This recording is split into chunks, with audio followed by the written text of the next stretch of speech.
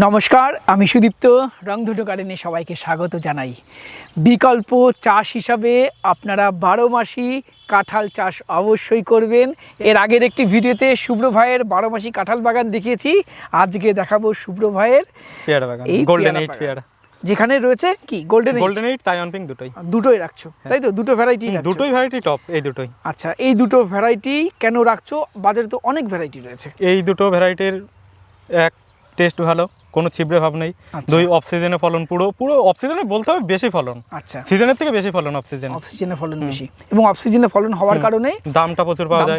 আর সাইজটা খুবই সুন্দর সাইজ, দুটোরই সুন্দর সাইজ, তাইওয়ান পিঙ্ক গোল্ডেন 8 দুটোই। এবং আপনারা জানেন বর্তমানে ফলের দোকান থেকে পেয়ারা কিনলে অন্তত 90 থেকে 100 টাকা কেজি, 100 টাকা পাইকারি। অন্তত গোল্ডেন 8 পাওয়াই যায় না, অন্তত 60-70 টাকায় বিক্রি হয় নাকি তারও বেশি? তার বেশি মোটামুটি বাজার থেকে 20-30 টাকা কমে বিক্রি হয়। আচ্ছা, তাহলে এই গোল্ডেন 8 চাষ অবশ্যই করা যেতে পারে। অবশ্যই। আচ্ছা, সাথে কি তাইওয়ান রাখা যেতে পারে? তাইওয়ান পিঙ্কও অল্প পরিমাণে রাখা যাবে অবশ্যই। ফলন কোনটার বেশি? গোল্ডেন 8টা একটু তুলনামূলক বেশি। গোল্ডেন 8 এর ফলন বেশি, তাই না? আচ্ছা, আর সাইজটাও বড় হয় তাইওয়ান পিঙ্ক থেকে। এবং খেতে ভালো কোনটা বেশি? খেতে আমার দুটোই ভালো লাগে। এবং তাইওয়ান পিঙ্কের মধ্যে একটা হালকা পিঙ্কেশ ভাব থাকে, এইটা প্লেন সাদা, প্লেন সাদা। দুটোরই বীজ কম? হ্যাঁ, দুটোই বীজ কম। আর বীজগুলো যেগুলো আছে তাও নরম বীজ। আচ্ছা, ভিডিওটার সঙ্গে থাকুন। আমরা আজকে পেয়ারা কেটে আপনাদের দেখাবো মধ্যেটা কেমন, খেতে কেমন, সেগুলো টেস্ট করে আপনাদের বলবো। তার আগে চলুন চাষ পদ্ধতি সম্বন্ধে একটু আরো জেনে নেব ভাইয়ের থেকে ডিটেলসে। বাজারে এই গোল্ডেন 8 পেয়ারার ডিমান্ড হওয়ার কারণ রয়েছে। প্রথমত দেখুন, প্যাকেটিং করার ফলে কালারটা অসাধারণ, হ্যাঁ, একদম চকচকে কালার। দ্বিতীয়ত সাইজটা খুব ভালো, সাইজ অতিরিক্ত, তাই না? খেতে তো অসাধারণ। বর্ষার গোল্ডেন 8 হয়তো একটু পানসে লাগতে পারে, বর্ষার মধ্যে নেওয়া হয়তো হয় না গোল্ডেন 8, মেন কথা। শুধু তাইওয়ান পিঙ্ক নয়, বর্ষার সমস্ত পেয়ারেরই কিন্তু সব ফলেরই মিষ্টতা, পেয়ারা না, সবকিছু যা ফল আছে সবকিছুরই কমে যায়। গোল্ডেন 8 খেতে হবে এই শীতকালে, দারুণ প্রচন্ড মিষ্টি, এবং সেই কারণেই চাহিদা অনেক বেশি। সবথেকে বড় কথা, বাজারে চাহিদার তুলনায় ফলের পরিমাণ কম নেই, তাই না? আচ্ছা, এই গোল্ডেন 8 পেয়ারা কত বাই কত লাগানো যেতে পারে? 6 ফুট, 6 ফুট বাই 6 ফুট, তাই তো? তুমি একটু ঘন লাগিয়েছো চারার করার জন্য। এইটা এখান থেকে চারা করা হয় ডগা, তার জন্য একটু ঘন। আচ্ছা, আর এই পরিচর্যা সম্বন্ধে বলবো, কোন সময়টা লাগানোর জন্য একদম বেস্ট? কোন সময়টা বলতে এই গরম আসছে এখন লাগাতে হবে। এই সময়টা লাগালে বর্ষার মধ্যে গাছটা রেডি হয়ে যাচ্ছে আমার, তারপরে আমার শীতের সিজনটা পুরো আমি পাচ্ছি। যদি আমি বেস্ট হবে সরষে কেটে লাগিয়ে দিতে হবে, তাই তো? বা সবজি আছে, সবজি কেটে যদি মনে করেন এই গোল্ডেন 8 চাষ করা যেতে পারে। আর বর্ষার মধ্যে লাগালে কি হবে, গাছটা রেডি হতে হতে আমার লেট হয়ে যাবে, মানে সিজনটা আমি পাবো না, তাই না? তাহলে এই বছর এখনই যদি লাগানো যায়, এই বছর মানে সামনের বছর শীতকালে কি প্রোডাকশন পাওয়া যাবে? ফুল প্রোডাকশন দেবে, পুরো প্রোডাকশন, পুরো ফুল। খরচ উঠবে? উঠে আরো অনেক বেশি, তাই নাকি? এক বছরের কাছে খরচ উঠে? আমার এই গাছটার বয়স কত, তাই এপ্রিল মাসে লাগানো, 2025-এর। আচ্ছা আচ্ছা, ফল বিক্রি করছো, কেমন দাম আছে এখন? এখন 70 টাকা। 70 টাকা। আচ্ছা, ইনিশিয়ালি স্টেজে লাগানোর সময় কি সার দিতে হয়, বা পরবর্তীকালে কি ফার্টিলাইজার দিতে হয় এই গাছে? আমি সাধারণত চাষিদের বলে দিই, লাগানোর সময় কোনো সার না দিতে, সামান্য একটু ফিউরিডন দানাবিষ দিয়ে লাগিয়ে দিতে। কেননা অনেকে দেখা গেল সার একটু পরিমাণে বেশি দিয়ে দিল, তখন রুটে প্রবলেম হয়ে গাছটা মারা যাবে। আচ্ছা, গাছটা সেট হয়ে যাক, তারপরে কোনো সার প্রথমে দেওয়ার দরকার নেই, গাছ লাগিয়ে দিক, একটু ফিউরিডন দিয়ে, যাতে শিকড়গুলো ভালো থাকে। শিকড়গুলো ভালো থাকলো, তারপরে পোকামাকড় লাগবে না, গাছ বড় হওয়ার সাথে সাথে সার দিক। হ্যাঁ, এটাই বেস্ট। আচ্ছা, পরবর্তীকালে গাছ লাগানোর কতদিন পরে আবার হেভি ফার্টিলাইজার দিতে হবে গাছে? মোটামুটি 2 মাস পরে। 2 মাস পরে থেকে চাপান দেওয়া শুরু করতে হবে। আর তার আগে সামান্য পরিমাণ কিছু পেয়ারায় সার দিতেই হবে, নয়তো গাছের গ্রোথ থাকবে না, ফলের সাইজও অতিরিক্ত আসবে। আচ্ছা, যেমন আমরা আগে দেখিয়েছি 12 মাসি ইঁচড়, ওখানে সার দেওয়াই লাগে না, পরিচর্যা অনেক কম করতে হয়, কিন্তু সেক্ষেত্রে এই পেয়ারা চাষে কিন্তু পরিচর্যাটা একটু বেশি করতে হবে, ফার্টিলাইজারও বেশি দিতে হবে। পেয়ারা চাষটা আবার ধরুন যেগুলো এঁটেল মাটি পুরো একটু স্যাঁতসেঁতে ভাব, সেই জমিতেও হবে আরামসে, কোনো চিন্তা। আমার এই জমিটা একটু স্যাঁতসেঁতে হয়ে যায় বর্ষার মধ্যে, তাহলে যে জমিতে হালকা পাতলা জল দাঁড়ায় সেটাতেও এই চাষটা করা যাবে। বেলে দোআঁশ মাটি আইডিয়াল। বর্ষার মধ্যে সামান্য একটু লাল ভাব থাকবে গাছটার, তারপরে যে জলটা শুকিয়ে যাবে অটোমেটিক আবার গাছ ঠিক হয়ে যাবে। মানে আর এগুলো যেহেতু গ্যাপটিং এর ছাড়া কোনো সমস্যা হয় না। বেলে দোআঁশ মাটি আইডিয়াল, তাই তো? আর যদি হালকা এঁটেলও হয় তাতেও সমস্যা হবে না, গাছ মরবে না, তাই তো? এটা তাইওয়ান পিঙ্ক, এটা তাইওয়ান পিঙ্ক। শীতেও এর ফুল প্রোডাকশনে থাকে। প্রোডাকশন দেখো, এই যে এইগুলো সাইজ তো অনেক বড় হবে তাই না? এখন অনেক বড় হবে তো, এগুলো ছোট।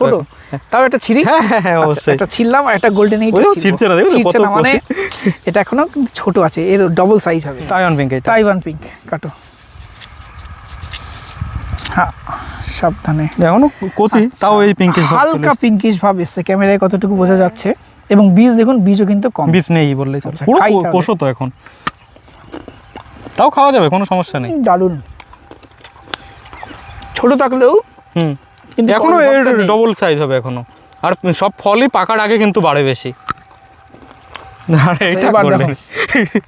এইটা হলো গোল্ডেন এইট সাইজ, কিন্তু তাইওয়ান পিঙ্ক কিন্তু এতটা ছোট হয় না সাইজ। এইটা তো একেবারে কোষো তো। পারলাম। এটা ভালো। এটা ধরো তুমি, দেখো কচকচ করে আওয়াজ হচ্ছে। সেই আপেল পাড়া মতো। সাবধানে। বীজ কোথায় এর? দেখো বীজ কই এর? বীজ কোথায়? একটা রাউন্ডে মনে হয় বীজ আছে, তাও অল্প। কাটো। কাটতেই ভয়। নো, তাইওয়ান পিঙ্ক এখনো খাচ্ছি, খেয়ে নি, তাই গোল্ডেন এইট খাবো।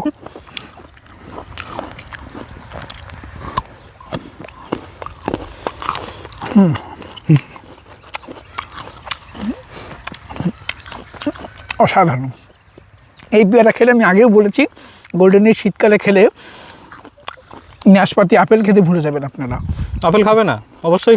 একদম তাই। আর পেয়ারার গুণগত যা মান, এবং এতে প্রোটিন সব থেকে বেশি, শরীরে অনেক বেশি উপকার এই পেয়ারা।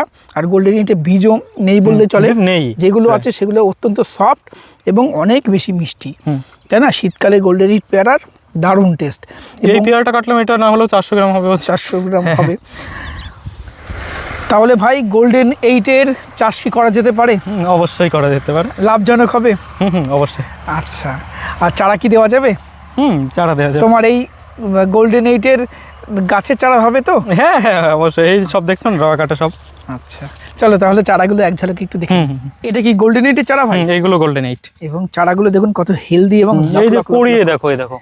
আচ্ছা, এই দেখো কড়ি, এই সব এই দেখো, এই ছোট অবস্থায় 3টে কড়ির ভাব আসছে, দেখো কুড়ি দেখতে নিয়েছে, হবে। তাই না? হ্যাঁ, এই যে শুধু একটা না, অনেক কটা গাছে কড়ি। এখন সব গাছে কড়ি বেরোয়, আর কড়ি বেরোলে আমার কেটে দিতে হবে। এই দেখো কড়ি, আচ্ছা। এইটাই দুই সাইডেই কড়ি এসছে। কুড়ি এসছে। কড়ি এই ধরনের চারা হ্যাঁ। দিতে পারবে, তাই তো মানুষকে?